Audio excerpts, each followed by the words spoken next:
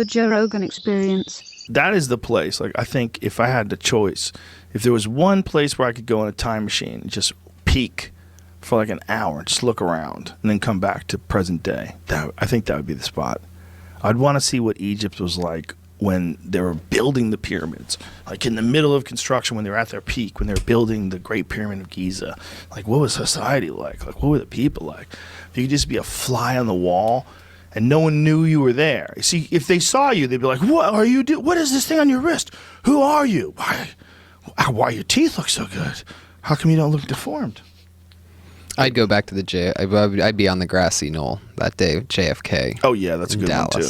That's a good one, too. Would you be on the grassy knoll or would you be in the book depository? See, if you're in the book depository, then you know that Lee Harvey Oswald isn't there. I think he may have even been there. I think he may have even been firing, but I don't believe that he was the only one. I'm with you.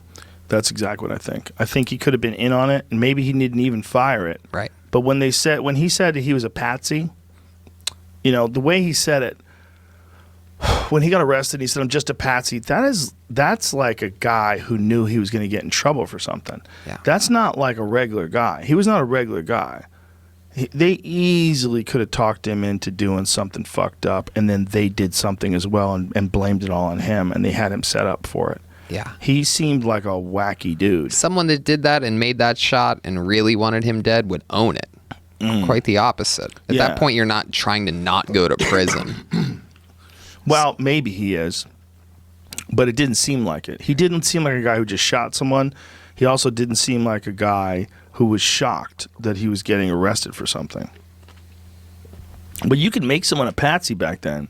That was real. You could set someone up. And then you hired Jack Ruby to just run up on the guy and shoot him. And he just did it. Now the guy's dead. Jack Ruby drops the gun. They put him in a nice jail cell. I don't know if he was in a nice jail cell. I have no idea. And then what happened to Jack Ruby? Something happened to him, Died right? in jail. Got cancer.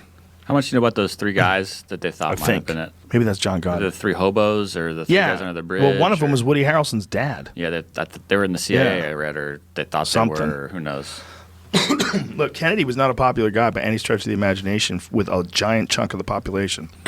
Think about if as many people hate Trump right now, if that's only like, I mean, I don't know how many people hated Kennedy, but I know that the Bay of Pigs was a huge disaster.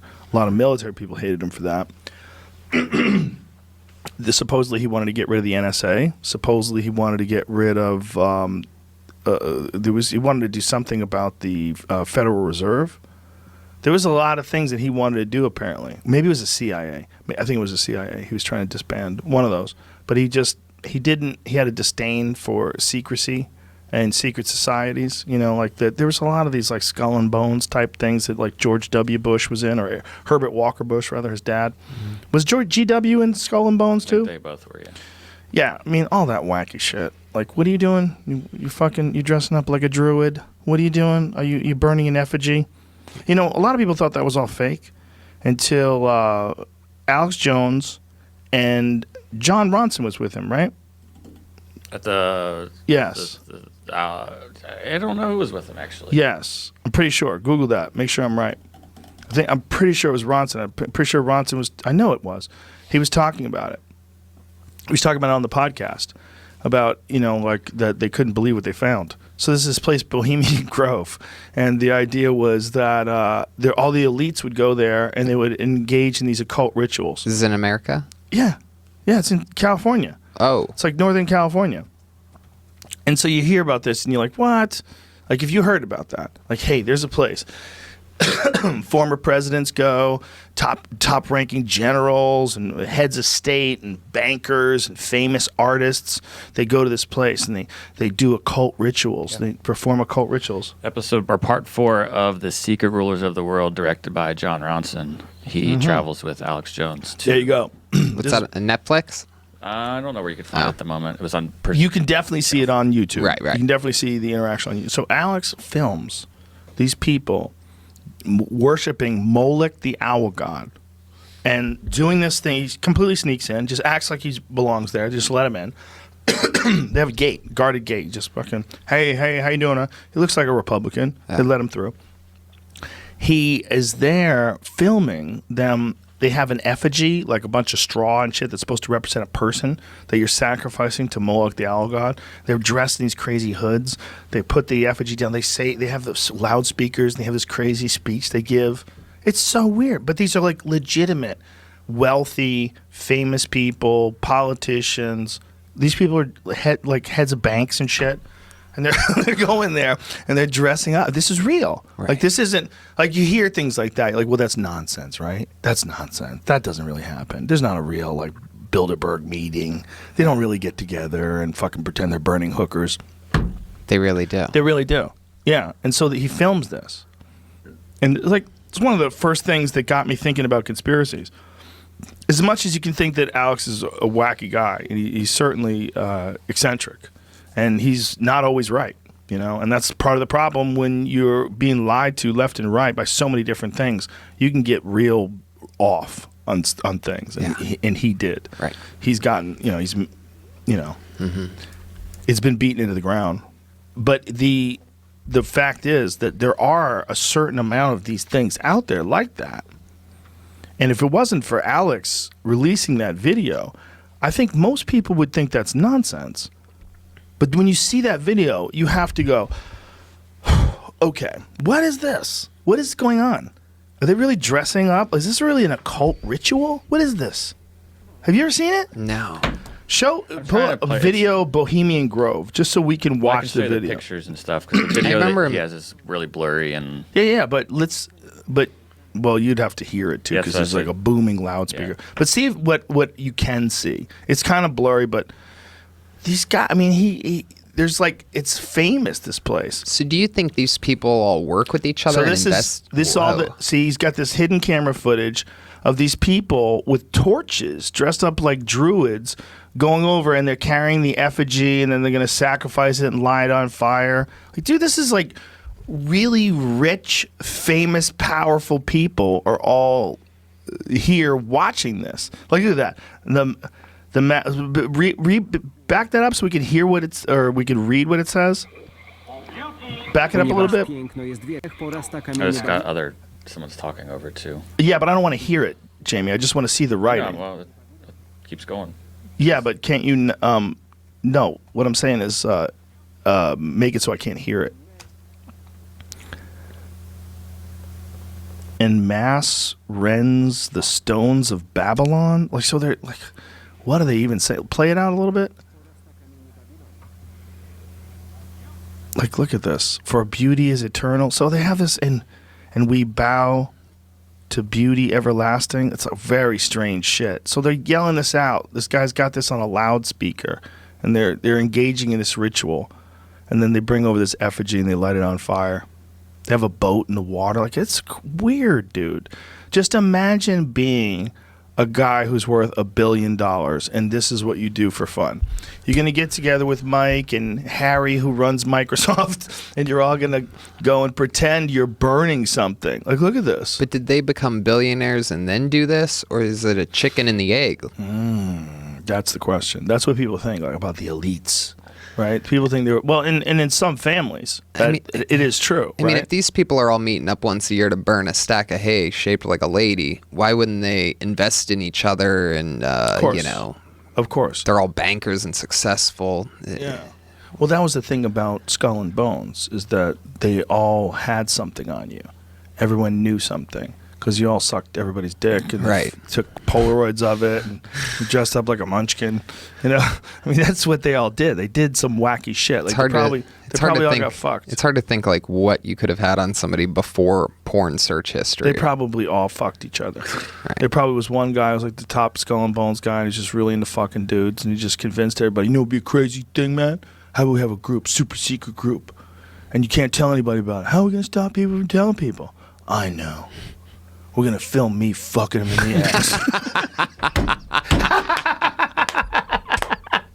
And really, he's just trying to fuck these guys in the ass. That's his goal, is just to fuck guys in the ass. He's like, man, this is getting harder and harder to trick these dudes. I need to figure out a new way.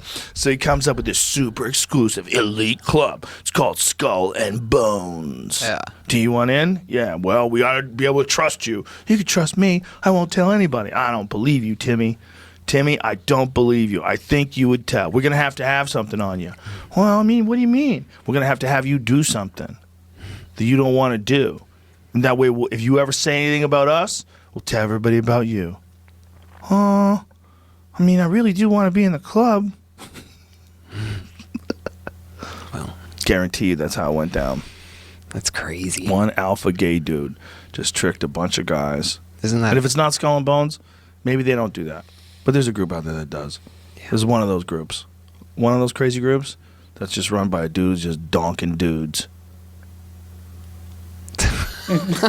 Right now he's 35. He's still in college.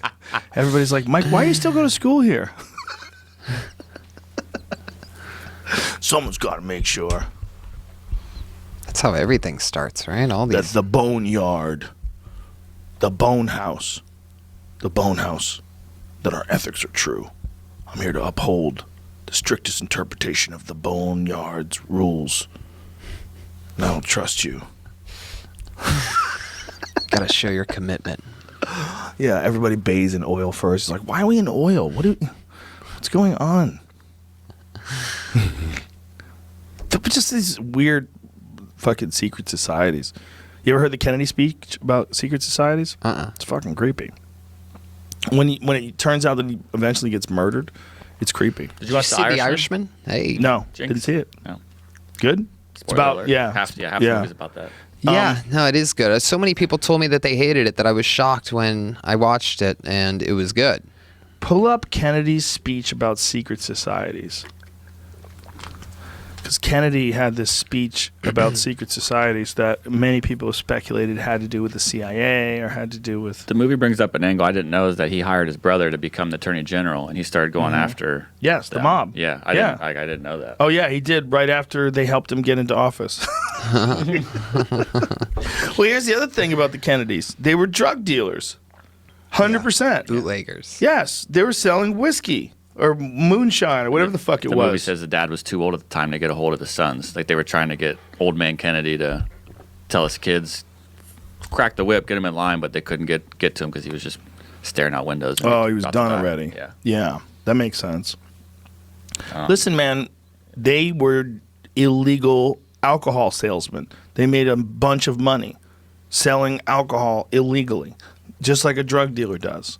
Same thing. The fact that those folks went on to become this incredibly powerful family, and then 2 brothers get publicly assassinated, fucking A, man. 2 of them. The fact that you can keep guys around that you know will whack somebody for you like that. There'll be a Jack Ruby or a Sirhan. Just trick a guy, figure out what you got to say to that guy to get that guy to run up on that dude and shoot him in the stomach. I mean, if you put a gun to somebody's head and you tell them that if they don't do this, we're going to kill you and your family, that's it. Pretty much you got them, especially... Sometimes. You know, like in the movies when they show someone a picture of their family and they show them a picture of their house or whatever. You know what I mean? Like, I know where you live. I know... I think it's more than that. I think it's guys that you can tell that they're going to do a good thing and they're going to go down in history and they're going to live in infamy, like for their own personal gain. Like, you're talking about people that are so dumb, you're willing to you're gonna lose the rest of your life because someone's telling you to go shoot Bobby Kennedy and you're going to do it in a restaurant in front of everybody. It was a hotel. That was in Chicago, right? No, it was in L.A. We actually did Fear Factor in the very hotel where he was shot, because the hotel eventually shut down. I don't know how long after the assassination, but when we were there, they would rent it out for television shows. It's just like weird place, man. You'd walk through the kitchen where he got shot. Like, he got shot in the kitchen, or did they bring him into the kitchen? Probably brought him in. I think it was in like the convention part where they were giving a speech. Whoo! Meeting hall or something. And that guy swears that he didn't kill him, and who the fuck? But listen, play that. Okay. Play that Kennedy speech. It's actually like a 20-minute speech. This is just, I think this is the main highlight we're hopefully looking for. Yeah, let me hear. The very word secrecy is repugnant in a free and open society. And we are, as a people, inherently and historically opposed to secret societies, to secret oaths, and to secret proceedings. We decided long ago that the dangers of excessive and unwarranted concealment of pertinent facts far outweighed the dangers which are cited to justify it. Even today, there is little value in opposing the threat of a closed society by imitating its arbitrary restrictions. Even today, there is little value in ensuring the survival of our nation if our traditions do not survive with it. And there is very grave danger that an announced need for increased security will be seized upon by those anxious to expand its meaning to the very limits of official censorship and concealment. That I do not intend to permit to the extent that it's in my control. And no official of my administration, whether his rank is high or low, civilian or military, should interpret my words here tonight as an excuse to censor the news, to stifle dissent, to cover up our mistakes, or to withhold from the press and the public the facts they deserve to know. For we are opposed around the world by a monolithic and ruthless conspiracy that relies primarily on covert means for expanding its sphere of influence, on infiltration instead of invasion, on subversion instead of elections, on intimidation instead of free choice, on guerrillas by night instead of armies by day. It is a system which has conscripted vast human and material resources into the building of a tightly knit, highly efficient machine that combines military, diplomatic, intelligence, economic, scientific, and political operations. Its preparations are concealed, not published. Its mistakes are buried, not headlined. Its dissenters are silenced, not praised.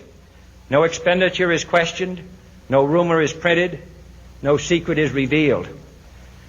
No president should fear public scrutiny of his program, for from that scrutiny comes understanding, and from that understanding comes support or opposition, and both are necessary. That's good. I am not asking your newspaper... You get it. Wow. Crazy, right? Yeah. Now, if you had just heard that, if someone else was saying that instead of Kennedy, if someone else is saying those very things in front of you about how they have an open budget, their findings are all concealed, they're a tightly knit group that combines the military and science and all, you'd be like, what? Yeah. Are you on Sam Tripoli's podcast this week? You on Tinfoil Hat? You know, what are you doing with this wacky thought? What do you think? Wouldn't think that would be the president. He's talking about secret society. He's talking about the military-industrial complex. He's talking about all the gears that are in play, all the pieces that are in play that are making money and causing war and deciding what information people should and shouldn't have and what overreach, they're going to put into action. He's foreshadowing everything.